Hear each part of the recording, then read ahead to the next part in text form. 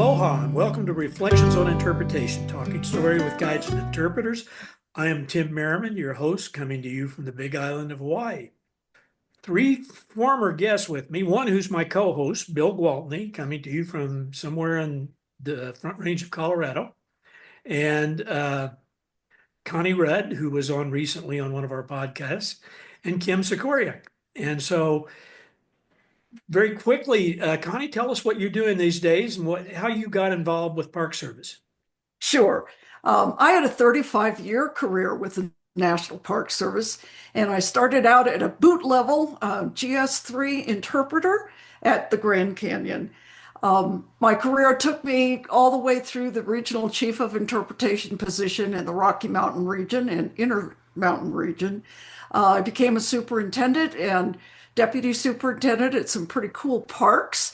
And I finished out my career about 10 years ago, and I have launched into a second career as a professional photographer, conservation photography, hoping that my photographs capture and tell a story of importance in the landscape and the wildlife. And I've seen some of those and they're magnificent. So great. Kim, what are you up to these days? I have a 30-year career with the National Park Service as well. I retired as the Regional Chief of Interpretation and Education for the Intermountain region.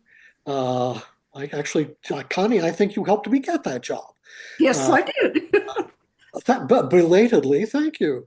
After I retired from the Park Service, I worked for a while for NASA at the Lyndon Johnson Space Flight Center. And then I worked with the American Battle Monuments Commission, which is an independent federal agency that manages American military cemeteries, monuments, memorials overseas. Actually, I worked for them for a couple of years, came back out of retirement and actually worked for the agency. Bill worked for that agency after me. Great. Thank you, Kim. I am permanently retired now, and I'm a professional gardener almost full time, thanks to all the rabbits and squirrels in my yard. Well, as a coffee farmer in Hawaii, I appreciate that activity as well. Bill, who's been my co-host for the last 6 or 8 months and does a terrific job with that. Tell us your Park Service connection, but then go in and tell us what we're going to talk about today, because we're going to talk about someone that's no longer with us, but still has impact on what we do in this field and training especially. Well, thanks. Well, I also had a 35-year career with the National Park Service, the last 2 of which was half-time with the Smithsonian's African American History Museum, and then 5 years overseas as the head of interpretation and visitor services for the American Battle Monuments Commission that Kim talked about. We're going to be talking today about David Larsen, and luckily for us, we all met David. Tim has met him. I worked with him very closely. Kim, Connie, we all really had wonderful opportunities to work professionally and get to know him personally. David Larsen was born in 1960 in Chicago and moved to the Washington, D.C. area with his family. As he came up in the world, he ended up being the training manager for interpretation and education at the Stephen Mather Employee Development Center in Harper's Ferry. Prior to that assignment, he was 13 years as a frontline interpreter at Harper's Ferry National Historical Park, but he also worked at the Vietnam Veterans Memorial and the Washington Monument. He also had assignments with the Library of Congress and the National Archives, so he was well vetted in terms of research and interpretation. And he had the honor of being the interpretive historian for the National Capital Region Support Office for 5 years. He also had some work with the Fish and Wildlife Service, as well as Tim would know, the National Association for Interpretation. At the end of his career, and he lived much too short a life, he was appointed the co-chair of the National Education Council for the Park Service. He helped to author the Interpretation Education Renaissance Plan, which provided a blueprint for reinvigorating the profession of interpretation and played an important role in supporting the National Park Service Second Century Commission, helping to craft the vision and direction for the service for generations to come. So that's who we're talking about today. Yeah, and I appreciate that. I just have to remind you, each of you, that my relationship with him is very shallow compared to yours. But when I was executive director of National Association for Interpretation, Dave Dallin called me and said, I hear you're working on certification of professionals at NAI and you're developing a lot of training. He said, I think what we've been doing with the interpretive development program at Park Service is unique and pretty good. And I think the profession needs to own it, not just the Park Service. He was very clear that when we develop things as Park Service, it's not ours. You don't need our permission to quote us. And so he invited me out, and I find myself now, since I'm still training, saying something and then saying, and by the way, I learned that from a fellow named David Larsen, who died way too young at, I believe, 51 from a heart attack. And so he's still with me in spirit because I just heard him say some brilliant things. And we're going to hear a few of those because he was videoed a number of times. Anything to add, Bill? Well, quickly, that Dave Dallin was not only, highly involved in the professionalizing of interpretation, but he was one of the original founders of the National Association for Interpretation. I was too. We have deep roots. 74 was my beginning with the Association of Interpretive Naturalists, which turned into NAI when it merged with Western Interpreters. So we all met in those surroundings. Tell me, if you go back in years, who knew him the longest ago and kind of had the longest tenure of relationship with David? I actually volunteered for David while he was still at Harper's Ferry National Historical Park. In fact, I portrayed a number of characters of African ancestry for him, including the first person to die in the John Brown raid. I met him at the cemetery at the top of the hill in Harper's Ferry. I'd been invited to a living history gathering, which was sort of after work and off duty. And I had a Victorian jacket, hat, vest, whatever, but I had these plaid trousers that he was fascinated with, but also how I was able to use a sword to take the top off of a bottle of champagne. He'd not seen that trick before, and we became instant friends. But I'm putting a picture of David up just for a moment because we're talking about him, and I think it would be good for people to know. We're going to show a few video clips of him, but I didn't want you to give a look. He was a handsome young man. As I say, we lost him young. I really can't remember when I first met David. He was either still working for Harper's Ferry or was already at Mather Training Center.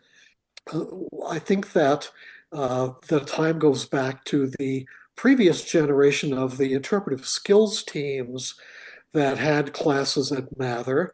And he was an instructor and one of those folks that you always wanted to get with between sessions and after sessions because he was always such a fount of great ideas and gentle criticism leading up to the next day. So it always behooved you to get David in the conversation to make the next day's training better. Right. In my career in interpretation, it always seemed David Larsen was present. I don't honestly remember the first time I met him. I feel quite certain it was at a conference because he was making magic on the East Coast and I was trying to make magic in Arizona at the Grand Canyon. And so the only time I would start to cross paths with him was when I was lucky enough to go to training at Harper's Ferry Center or end up in Washington, D.C. for some reason.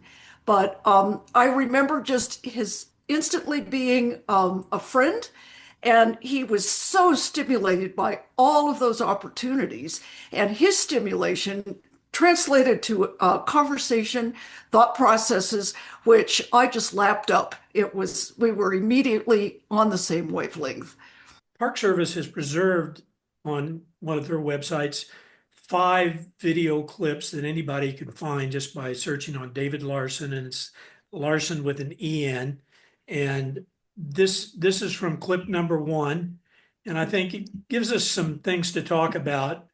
Sums it up the best is from a Japanese conservationist who died about 1913, Tanaka Shozo. Shozo says, that the care of rivers is not a question of rivers, but is of the human heart.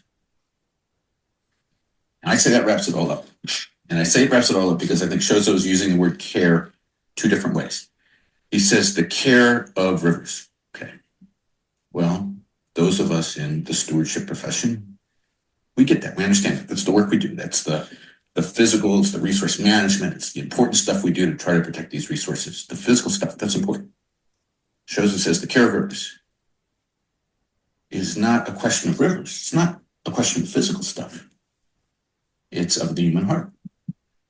So Shozo's talked about care for the rivers, but then he's gone on to say, but it's of this human heart. And I think that Shozo's using the word care in terms of care about the rivers. How do we ever come to care for the rivers? To support the work, the physical work of taking care of the tangible, unless we first care about it, unless people, we as a public, decide that it's worth it, that we value it, that it has meaning to us. What interpretation does. Sometimes it educates people and sometimes it inspires people, but what interpretation is, what it's about, is raising those levels of care. What I guess I would say about that clip is that it's a great example of how David sort of exemplified becoming, as he called it himself, the ambassador for professionalizing interpretation. He was always thinking about it. It was more than just performance. It was the research, it was the connections, it was the emotion, it was the intellectual and almost poetic connections that he spoke to. That was always David's refrain. We only care for what we care about, that the resource has to have meaning, and that it's about the resource. That's what brings people to the parks. Corky Mayo, who worked very closely with David, was the chief of interpretation for the entire Park Service at the time, said very rightly, he and David would joke about this all the time, people really don't come to national parks to use the wonderful outhouses that we have. They really don't come so they can have the joy of driving on a federal road, knowing that a park ranger is watching them closely with how fast they're going. People come to parks because of the heritage that's there, the natural and cultural heritage that means something to them, or they feel at least ought to mean something to them if they could get a handle on it, if they could learn more, if they could come to grips and communicate with someone whose profession was knowing the meanings of what's there. I think people who come to public lands, writ big, come for a variety of reasons they may not even know themselves. It may start with curiosity, and it's our job as an interpreter to help translate that to care. I still show when I'm doing training, and I'm only training trainers these days, a stair-step model of curiosity, aware, understand, care about, care for.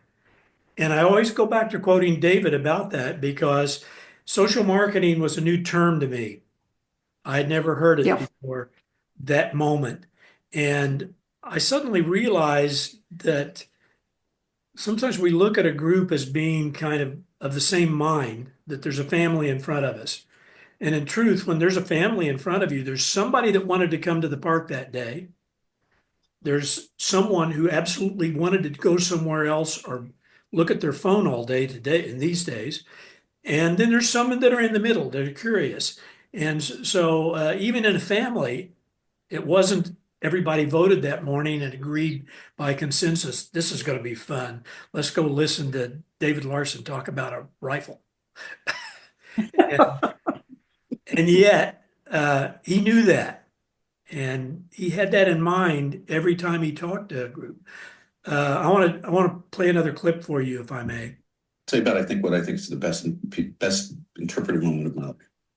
I was doing a program about Dangerfield Newby, an African-American ex-enslaved person who had marched with John Brown here to Harper's Ferry. And he was the first of John Brown's men who in 1859 is killed by the townspeople. And the body's mutilated, and it's a terrible thing. I was at an African American Museum Association program, and I tell the story pretty graphically, and I tell it from multiple perspectives, multiple points of view. Part of that story is also about the perspective and the fear of the white citizens of Harper's Ferry and their reactions. It stakes out a lot of kind of wide ground.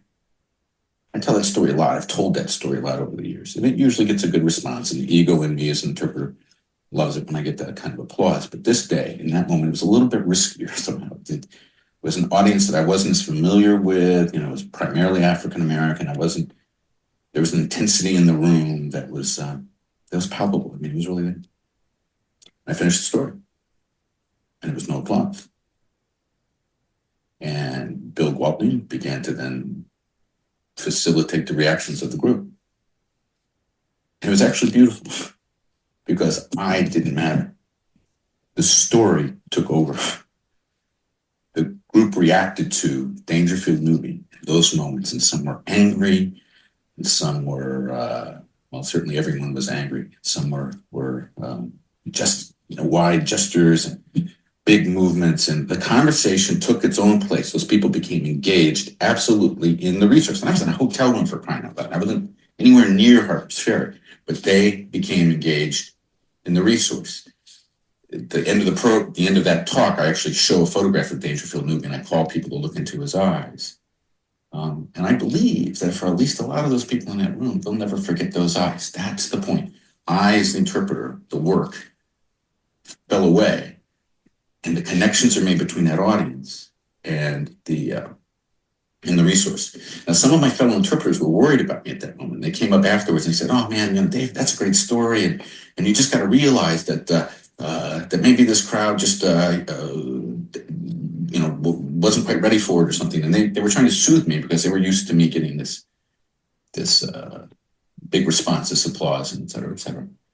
And I think the epiphany came to me, at that moment, that no, this is actually maybe the best piece of work I've ever done, because I disappeared. I, as the artist, I, as the interpreter, quit being a part of it. There wasn't an appreciation for me. In its purest sense, I was an interpreter who facilitated these connections between the audience and the meanings of that resource. In this case, the eyes of Dangerfield Newby. It was a lovely moment. And of course, you would all understand that it was a dangerous moment. We didn't know where it was going to go.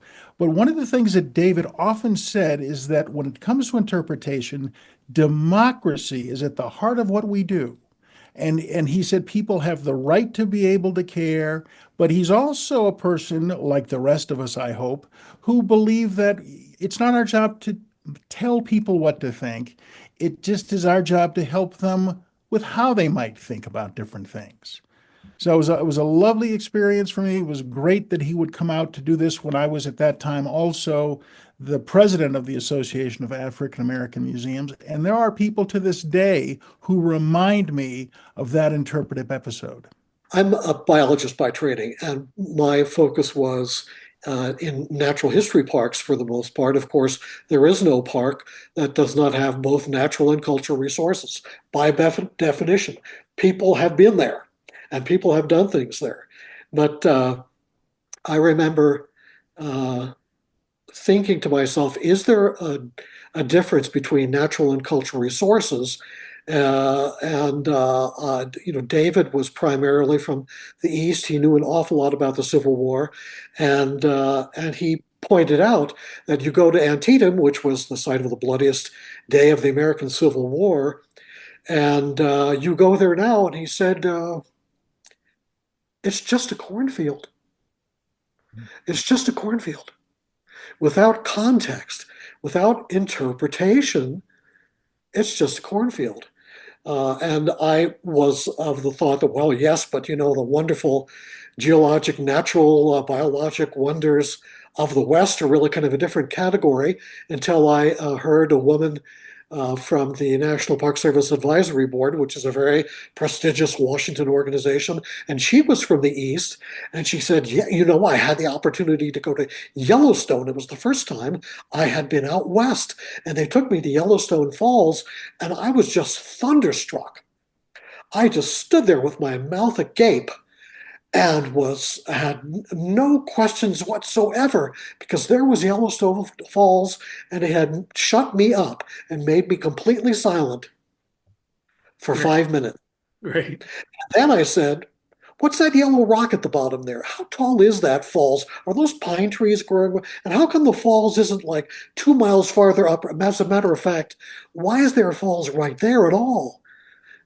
So she pointed out that once again, it's context, it's meaning, it's having access to an interpretive understanding of what are some of the facts and figures of the resource, and also what do people feel about this place. I am having a feeling now that you're talking to me about what happened here. I'm having some feelings about this place. What do other people feel? And as an interpreter, you're in an advantageous place to share, because you have not only talked to some experts who know a lot about that place, but you've talked to, well, I think in the case of most of us on screen today, you've talked to thousands, if not tens of thousands of people who are seeing this place for the first time. So you are a personal library of what people, a wide spectrum of people, have thought about this place, and you can share that as well. Large Western landscapes and historical sites, with whether it's a cornfield or a rifle or the Liberty Bell, the power of place can be tremendous. And sometimes the interpreter needs to keep his or her mouth shut while the visitors have a chance to take it in. We've taken it in so many times, we know it, it's an intimate relationship that we already have with the resource, no matter what it is. But giving the visitor an opportunity to take it in, whatever it is or whatever it is to them, but allow the power of place to speak individually to everybody. Part of the power of that clip to me is when Lisa Brochu, my wife and training partner, and I were developing the Certified Interpretive Guide program, and we were teaching it around the country. A great interpreter in Kentucky, Ren Smith, said, "Why don't you add Y to the PEROT you talk about and make it poetry?" And I thought that was a brilliant acronym, and Lisa and I agreed, and we started doing that. And we talk about you, that you are the flexible person in the interpretive equation that can change and adapt to an audience, and that you as an individual need to balance in your life so that you're not a crazed talking machine, that you need to understand, you need to listen. Part of what I loved about David's comment there was, if we're really good, maybe we even disappear. And the story endures in the heart of the people. And they don't remember who said it. They don't remember who told them the story, because that's not what it was about. It wasn't about David telling that story, especially for those African American folks at the Museum Association who are hearing that very personal and tragic story relating back to the John Brown era. Bill, you had one other comment you were going to. Well, sure. Kim's point is a great one about Antietam being a cornfield, but I think what David would want me to tell everybody is that something besides corn grows in that field because of the narrow win of the Union forces at Antietam. What came after Antietam was the Provisional Emancipation Proclamation. Freedom grows along with that corn today in that cornfield. And freedom's a universal. It's something we can all relate to. That's poetry. There you go. Well, let's hear another clip. It's still in the first video of those 5 series, and see what he said next. Meanings. It's about those connections. It's about provocation more than about filling their heads with all of this other stuff. And so my work is to establish that relevance. Who are you? What's potentially meaningful about this place to you? And then it's my job to know enough about this place and to know enough about you to offer a connection, to offer a way for those 2 things to come together. And the result of that is provocation. We're working on and we're learning more about how to learn about our audiences all the time, but that's one of our real cutting edge things. That's one of the things that we, especially in the world that is becoming ever more pluralistic and the challenges of democracy grow ever greater. I mean, we really need to be able to understand our audiences and meet them where they are. That has to happen before provocation occurs. My personal thing, if I'd have an audience of, say 50 or 60 people, there's always 7 or 8 of them in the crowd that automatically are giving you lots of good body language, good facial expressions back to you, that sort of thing. It's a tempting thing to just give the program to them. And that's what, it's obviously much more comfortable to talk to the people who like you and to see the world the way you do. David took very much to heart the enormous responsibility that comes with being an interpreter, with having the power and knowledge that's implied with the role, the uniform, what have you. So I think that was something that he thought about. And you can, in these clips, see him thinking behind those eyes. He didn't just show up because it was an easy job. In fact, he showed up because it was a very difficult job. Well, I think it's very interesting that relatively recent research that has taken place actually since I retired at several universities, polling both visitors and interpreters about what makes for an effective interpreter. And they anticipated a lot of answers like very deep knowledge and quick access to facts and figures and long tenure at a place and so forth. And what it turned out was most visitors were most receptive to interpreters who at least looked as though they felt comfortable, safe, secure, good-natured, and good-humored. I think all of us have, David talks about some visitors not reacting. Well, another kind of visitor that we've encountered, all of us, is the visitor who's reacting okay and is reacting pretty aggressively and negatively from the point not only of the interpreter, but the rest of the audience often.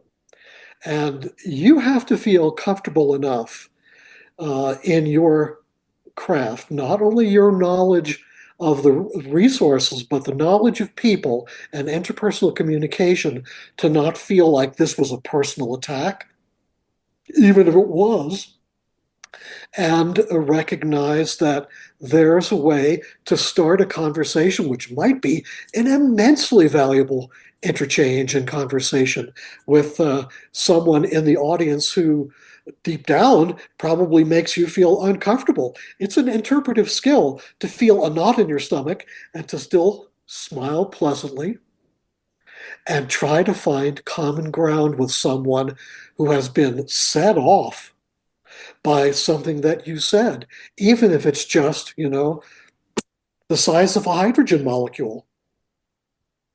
Doesn't have to be some sort of socially bombastic or dynamic statement.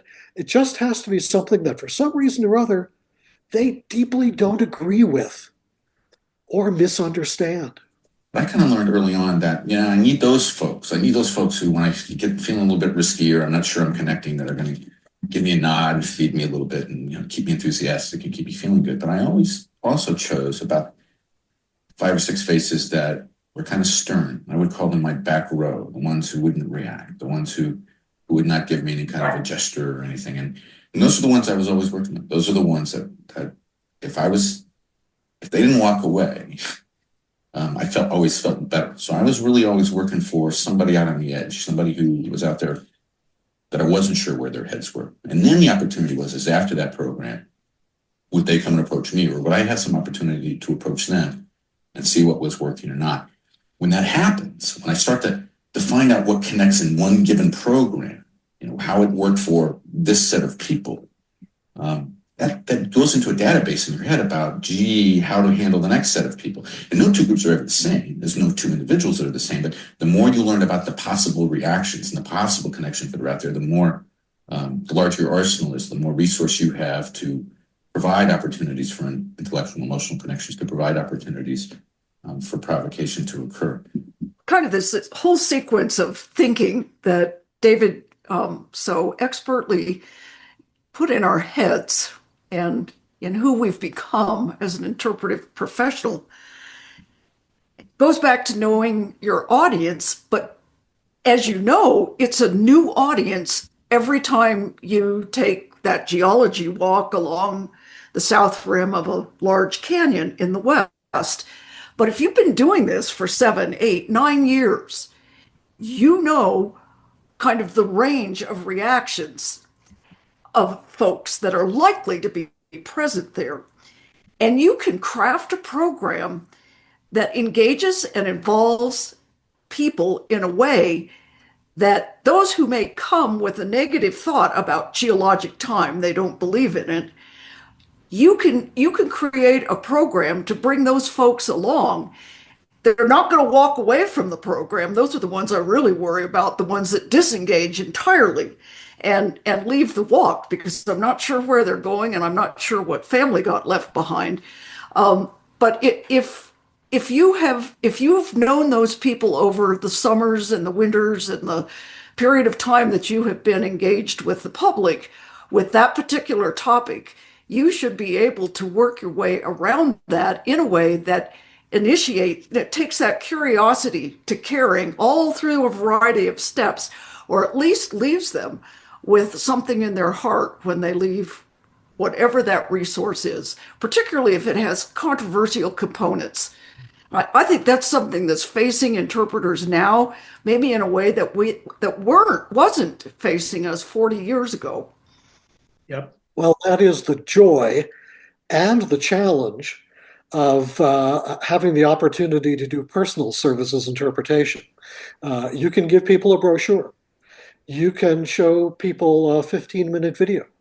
But when you're talking with a group of people, whether it's a family or a busload of tourists or 600 people in an amphitheater at Carlsbad Caverns before a bat flight, you have the opportunity for you as a human being to come face to face with a bunch of other real live human beings who have pasts and questions and understandings and opinions that all have value to them. And I've always told folks that I've been training, maybe a minute or two to figure out, looking at their body language, listening to what they're saying, where you think their head is at, as we used to say back in the 60s, and where you think they're ready to go. Good point. Bill, you were going to say something. Well, sure. I mean, one of the things that, well, first let me say that it's wonderful that we have these 5 videos, and I actually kind of go to them on a regular basis for inspiration. But I will also say that David talked about things in very plain ways. He talks about chaos being a building block. He was also a little frustrated with what he was seeing as a lack of dedication by interpreters. And by that, I think he meant people who wanted everything to be safe. There is very little safe in interpretation. In fact, I think all interpretation ought to come with a trigger warning, because it's going to make somebody upset regardless of what you're saying. Hey, this is high wire walking without a net. You know, this is dealing with other people. And unfortunately, as a whole in society, dealing with other people is something that we have sort of fallen out of practice doing. And for reasons way beyond just the importance of protected areas and parks, this is a really important thing for human beings to regain, that ability to talk to one another profitably. And I think it's great we use the provocation word, but short of getting punched in the nose. I always like to talk to people that are new in the field by saying every interpretive experience is a conversation. Yes. One of the most cringeworthy things I've ever seen done is somebody who is clearly lecturing and giving a memorized speech. Yep. and Yep. they haven't found out anything about their audience, and they're Yep. giving you the same product that they gave the last 25 groups. And that just makes me ill because I always thought that conversation I have with people before I begin the program is the most important thing that happens, because I know where I can go with the program, but if I don't know who they are, and if I haven't read that body language and looked a little deeper, am I going to make a connection? Am I going to provoke their thought, their meanings? Let's look at another clip. We're into 3. Help move along wherever someone is. It's about democracy. We facilitate democracy. Nobody owns our interpretation more than anybody else who comes into any one of our sites. Everyone who comes into our sites has not only a right to, but should. We have to have them care about our places. I mean, it's the 21st century.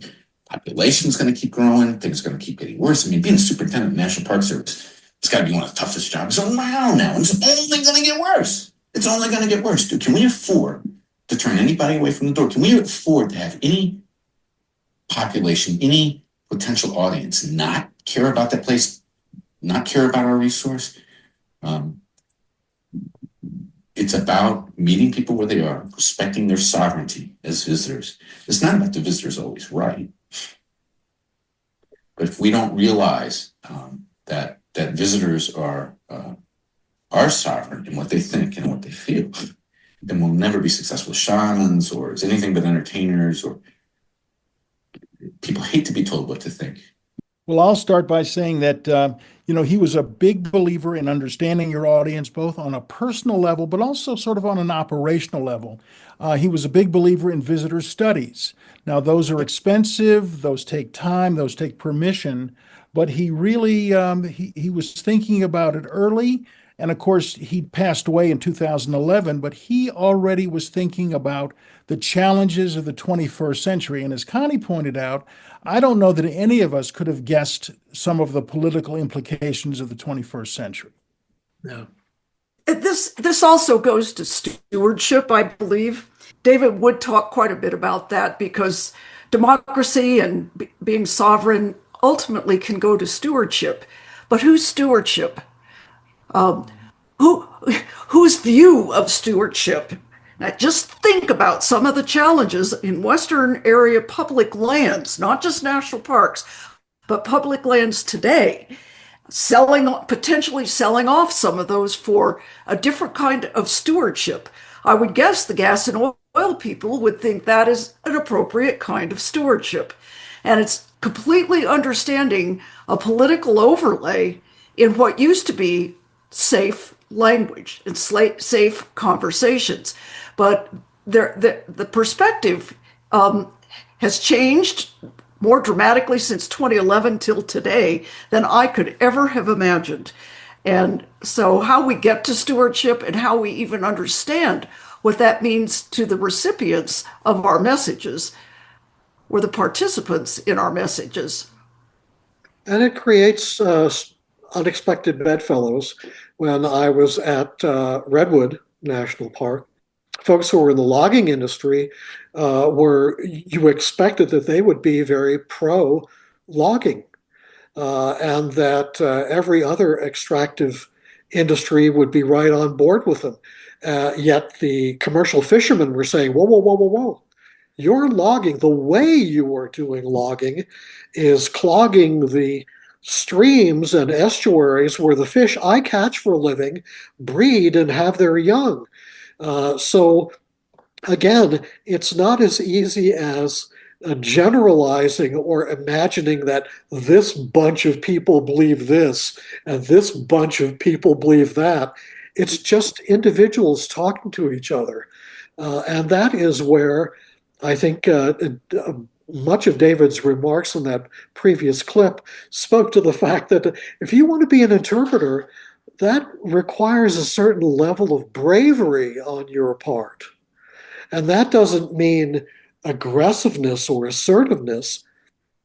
Often it just means being legitimately and authentically present. You're not a clown in a circus. You are there in flesh and blood, and you're talking to people about how I can see that perspective and I can see that perspective.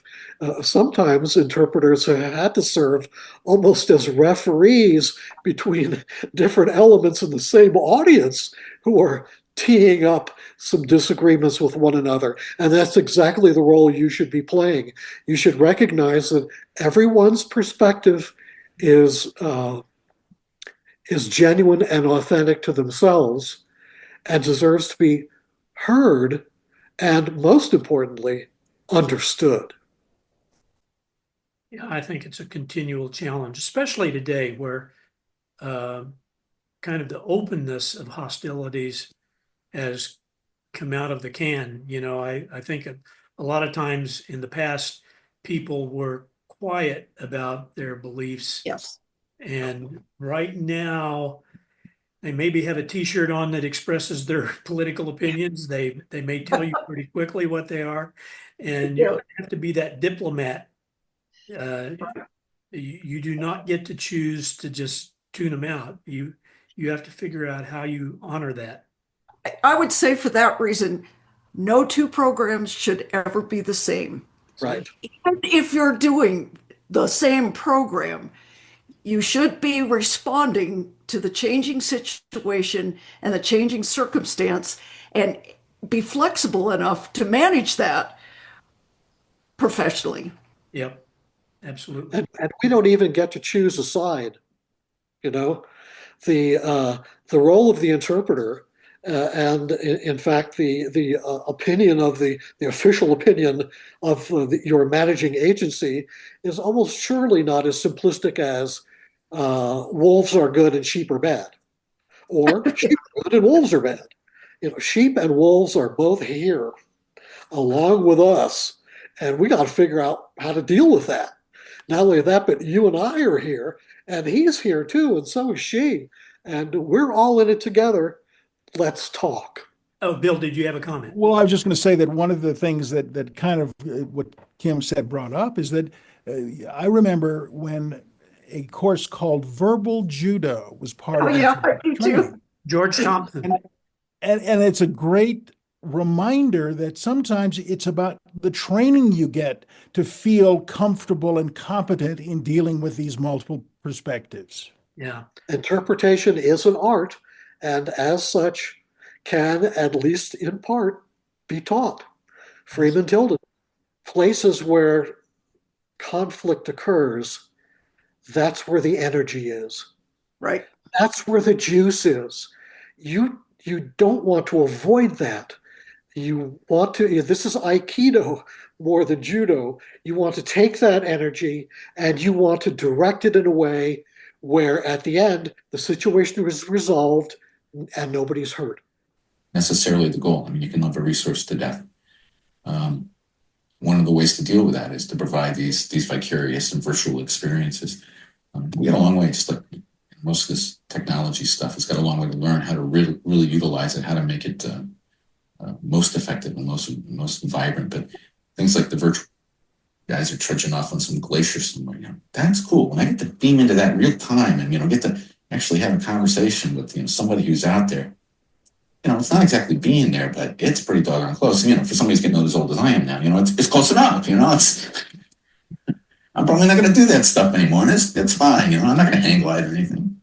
Not only the age of Zoom, the thing that we're on, but all of these GPS-based technologies, drones, deep sea bath escapes, which Monterey Bay Aquarium uses brilliantly to interpret the Monterey Trench in California. And there's always the danger amongst interpreters that you get infatuated with the technology and you don't know whether you're really making the program better or you're just sharing a technology you love. Oh boy, I agree. Kind of borrowing a phrase, and I'm not sure exactly where it came from, but you'll understand this. Any resource is made up of two things, fact and feeling. And it could be easy to get to the fact part through technology.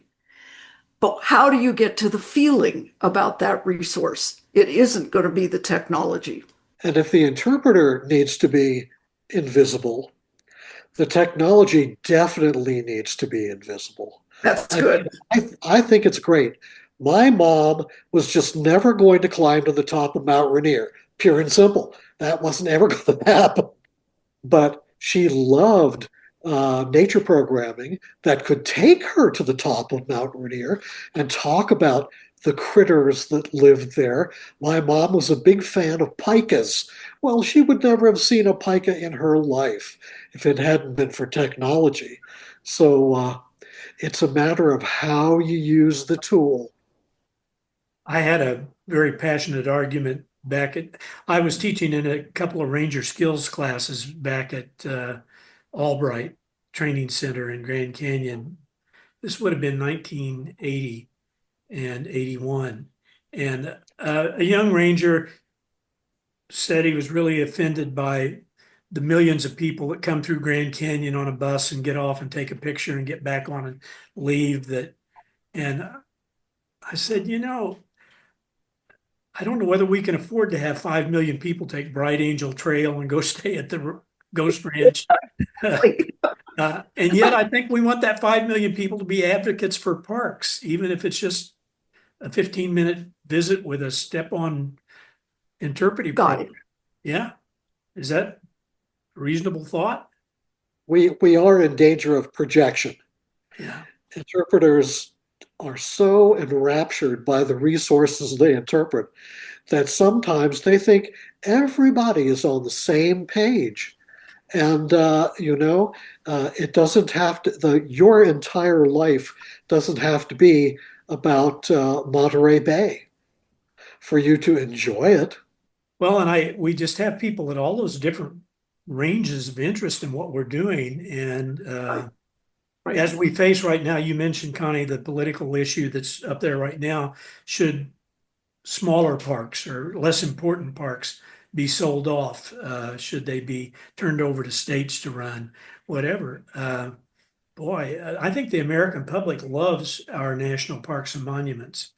I'm going to be surprised if they don't speak up solidly on this. But then again, we need. They are. Yeah, We need- they are. Yeah. The answer, the kind of the answer to that is, even if spoken up, will it be heard? Yeah. Not true. Well, we hope their numbers are big. Yeah, exactly. Because numbers do. Yeah. A fully bloomed out interpretive program at whatever the resource is would include a little bit of everything. And yes, that movie in the amphitheater, which is the overview, takes Kim's mom to the top of Mount Rainier, introduces her to a pika, so forth. But it's the human interpreter that will put the feeling into that fact. Absolutely. Well, let's hear another. The Gettysburg Address. Yeah, Gettysburg Address was an interpretive program. Arguably the most important political speech in the country's history occurred on Gettysburg battlefield 5 months after the fight. It's Abraham Lincoln dedicating the cemetery and talking about what this ground means. And I can't quote it directly, though I should. My mother could have. He says more or less that people will not remember what we say or do here, but they'll never forget what happened here, what they did here. I'm understanding Lincoln well. He's kind of saying that you could pave this place, turn it into a shopping mall, and it wouldn't change a jot, one iota, anything about the meanings of the sacrifice and horror of combat and the pain and the loss and the honor and the cowardice and the bravery that occurred here, that transcends, that exists, those meanings, that intangible goes on.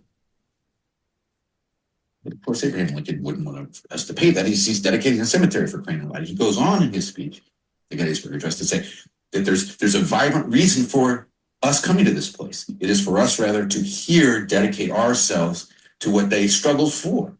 The place is immediate and real. It's a place that connects us to their cause, to their sacrifice, to something larger than we are. Lincoln said the same kind of thing as a congressman when he went to Niagara Falls in 1848. He looked at Niagara Falls. He said, what a magnificent place. He's writing his diaries. He goes, but it's just water falling over the rocks. When you look at it, when you think about it, it's just water. It's a physical thing going on. The amazing element of Niagara is its ability to conjure up the indefinite past. He sees the physical, the tangible, and he connects it to this intangible. It's the mesmerizing, hypnotizing nature of nature. I like that clip because it introduces that tangible, intangible idea that the interpretive development program taught so well, and we're still teaching it. And I hope we're doing it with the same both honor and skill that David had at it, because we have young people that get into this field that love the subject and know the facts Yeah. and may not bridge to that bigger idea, that universal. So It's linking the tangible to the intangible.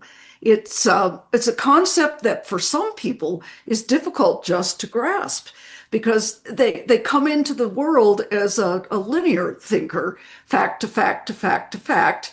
And this is why we've gotten rid of the walking lecture in the woods, if we can. We get from fact to feeling, we get fact to meaning. And that was kind of one of David's mantras.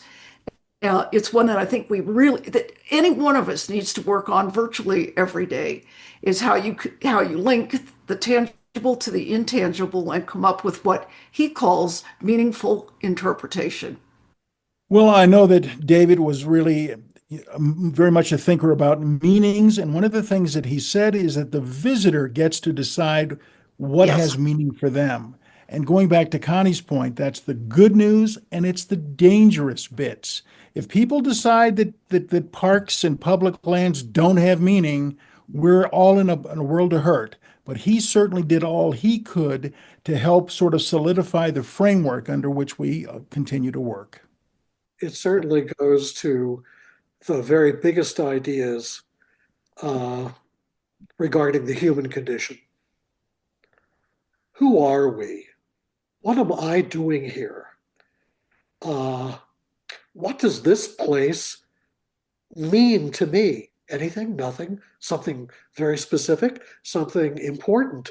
I live in a country whose central government and state governments and municipal governments have identified a whole plethora, a whole range of places and things that they say are important for me to know about. Why is that? What are those things? Are they bogus or are they true? And just the ability to pose those kinds of questions to yourself and to think about how a society establishes places like these, which they say have value, forces us to come face to face with sometimes some uncomfortable questions, like, what the heck am I doing here? What was I meant to be? again, I like the thought provocation that goes with David's words, and we're going to take another clip. Place like Little Bighorn, where I went and did some training a couple of years ago. It's hard introducing differing concepts of meaning than that place has had traditionally in the past. How do you do that? How does everybody find a place at that table, and how does everybody feel comfortable? Maybe they're not supposed to feel comfortable. That's not easy for us. We're the National Park Service, where everybody is supposed to feel comfortable, Maybe we're at a time in history where facilitating democracy isn't a comfortable thing. But you can still be good at it. You can still be successful at it. I still think you can go to Little Bighorn and you can wrap your head around that battle, that encounter, and those cultures, and just constantly be provoked and constantly be sucked into deeper layers of the onion. Partly because it is messy, partly because it is a really hard thing to wrap your head around if you're willing to open your eyes and do it. So those multiple perspectives. It's not all clean. And I think that's reflective of the postmodern world. I think it's the 21st century, accelerating change, things that are going on. And we're like smack dab in the middle of that. Kind of scary, but a lot of room for creativity, a lot of chances for people to go, hey, we can do this. There are things here of value. There are things here that are meaningful, and it happens every day. National Park Service employees put this uniform on, other uniforms on every day, and go out and work hard because they believe in the meanings and the importance of those places. When visitors come, why would visitors come? Why would they be the most popular if they weren't getting some of that, if they weren't being attached to some of that? And, you can be cynical and say, hey, but so many of them are just coming recreationally. Hey, you'll take a ride on a boat on Lake Mead. You're not in the office. I get it. That's a special thing. What the heck's wrong with that? What's important? Well, once again, he's right on target. If you watch the videos, and I encourage our viewers and listeners to do so, one of the first things he says in the first video is how an interpreter changed his life. And he was talking about Arnold Schofield, who was a blacksmith at Harper's Ferry. I later knew him at Fort Scott and Fort Larned, but he talks about how it made him want to do something different. It led him down the road to becoming an interpreter. And I think we need to remember we too can change people's worlds. Great comment. We've got one more clip, and we're going to. And David and Bill and I were on a review team that went to Little Bighorn to look at their interpretive program, and it was very fact-based. Company B came to this hill at this time of this day and shot off this many rounds, and then they moved over here 15 minutes later, and et cetera, et cetera. And we came across a young man who had a different kind of program.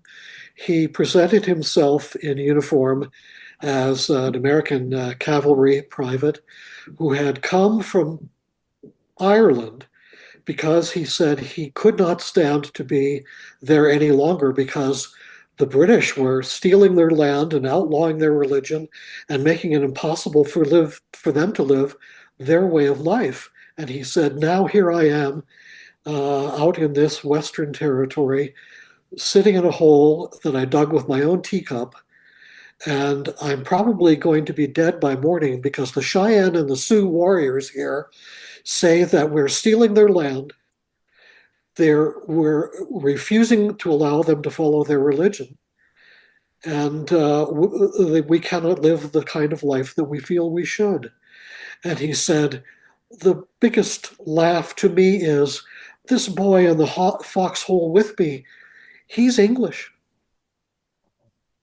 It was such a powerful, emotional moment, just a few minutes tale, which I think undoubtedly had many very true correlates in actual experience back in those days, made this much more a place of emotion and human values and understanding than particulars like how many shots were fired on hill number 419.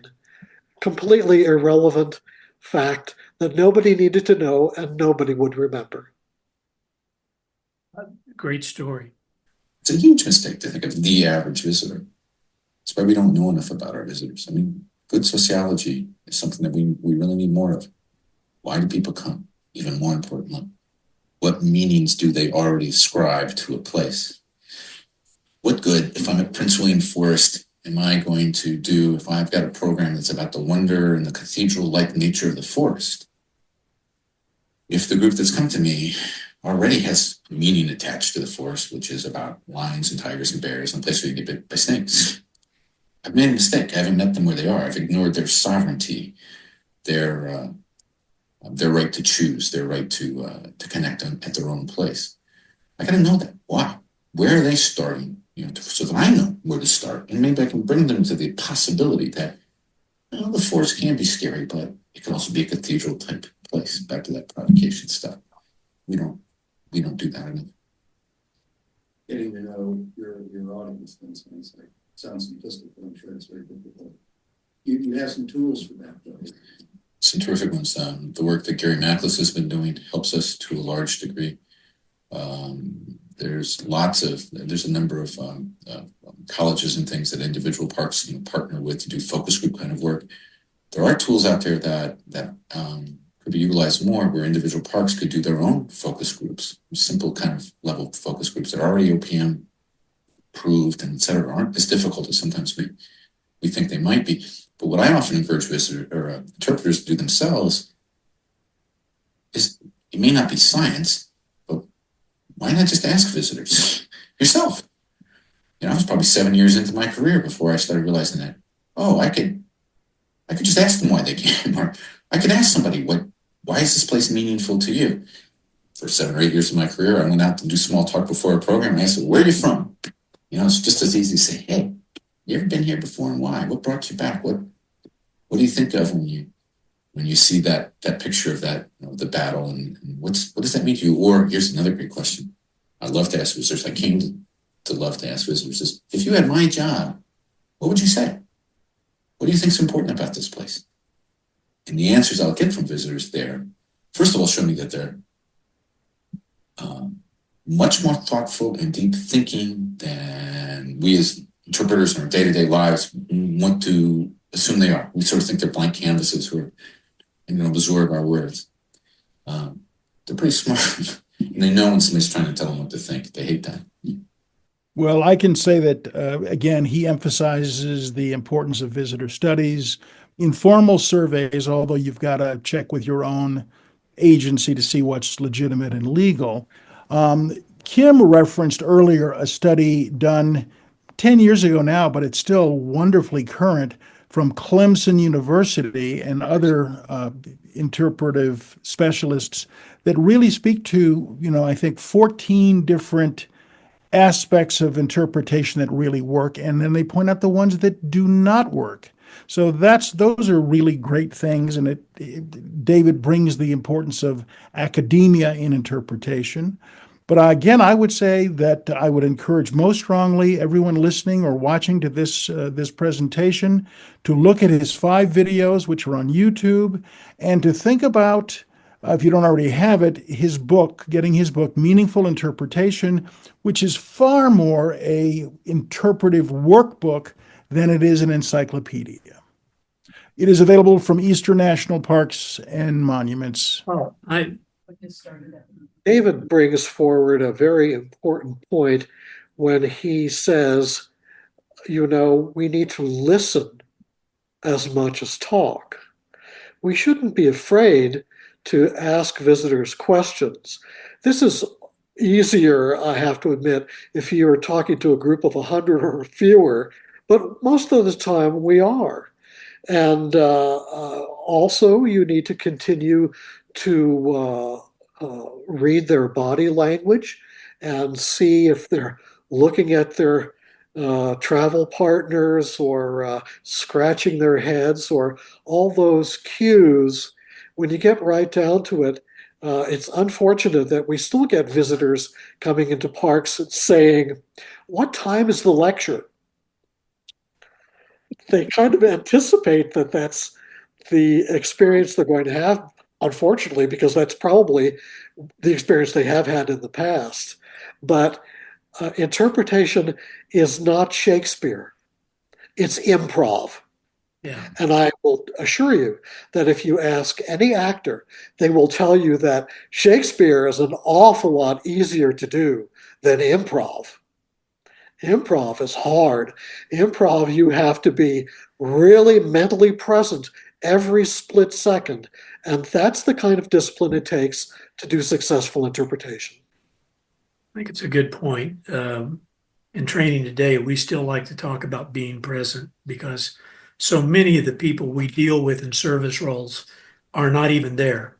They're talking to the other person they work with. They're looking at their phone. They're just lost in the repetition of an act that they know how to do really skillfully, and so they don't feel like they have to be there. And that's the danger. I remember Dan Murphy, who some of you, maybe you all know, talking about how tough it was at St. Louis at the Jefferson Expansion Memorial, that he would put somebody in a role that was going to only do about a 1-minute chat with somebody but they were going to do it 300 or 400 times a day, and how you had to keep cycling people in and out of that, because you pretty soon you're not listening. You're the recorder. You're Takes a lot of discipline, a Yeah. lot of internal discipline, and that also can be taught. And that is part of what David really brought to interpretation for us. He brought in that idea of structure and standards.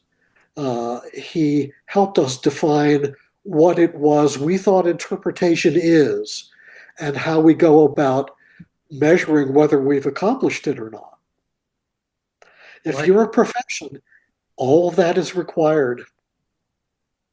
Connie, any final thought for David's? I would, and I am just going to quote David in the opening of the interpretive manual, Meaningful Interpretation. He defines it.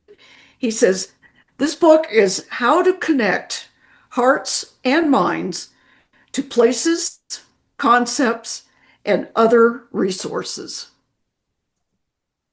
And that is what he wanted for every single interpreter in the field, no matter where it is, whether it's a municipal museum, whether it's a national park, whether it's in Australia, whether it's on a battlefield or in a cemetery. If there is some way to connect hearts and minds to places, objects, and other resources, he would be happy. One of the things I learned from him was that great training is also interpretive. Yep. That if training turns into a series of lectures on a subject, it's a very dead program. And part of what I felt so alive about in his presence when he was training was that he was making me think. And he was making me think about something I already knew quite a bit about, and getting me to look at it in new ways. And we've got to keep doing that. And interpreters need to find excuses to talk with one another as well. Back in the day, when the more of us were doing much more in-person training on a nationwide basis, that was really a luxury we didn't fully appreciate. But every place has a staff, and their interpretive staff always has an opportunity, not only formally at the beginning of the busy season, but just day to day, week to week, when you get 10 minutes free or a half an hour free, and you get the team in a huddle, you can better discuss what's working and what isn't, what's been challenging and what's been easy, how things have changed and what may be available now that wasn't a little while ago. All of that, getting to know each other. Interpretation is really much more of a team sport than we sometimes give it credit for, and that should be recognized better as well. Were David here, he would remind us that as interpreters, we are participants in the process. We are partners with the visitor. We are observers of what we and others are doing, and we are also quality control, all at the same time.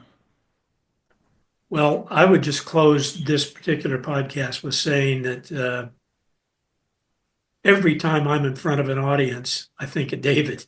And part of it is that some of his thoughts stuck with me in such a way that I not only want to honor them by saying I got this first from David Larsen, but because he continues to provoke me. As you say, Bill, when you tune into these videos that you've seen many times, you go, ooh, I hadn't thought about that in a while. He gets you again. So I would encourage anybody out there who's stayed with us this long to go watch all 5 of those videos, and maybe watch some of the other programs of David's that are up there, and look at that book, Meaningful Interpretation. I will tell you that for me, part of the joy of this field and the joy of this podcast is I still get to meet with people like you and chat, and it's always very special. Thank you for doing this with us. I'd like to remind you that you can take a Heart Trainers course July 7th to 9th. Just go to heartfeltassociates.com/training, and you can register there and learn more about the course. I'd like to thank Mark Stoffel for his beautiful mandolin music, Buckminster Waltz this time, from his Coffee and Cake album. Have Have a wonderful week. Thanks for joining us. Aloha.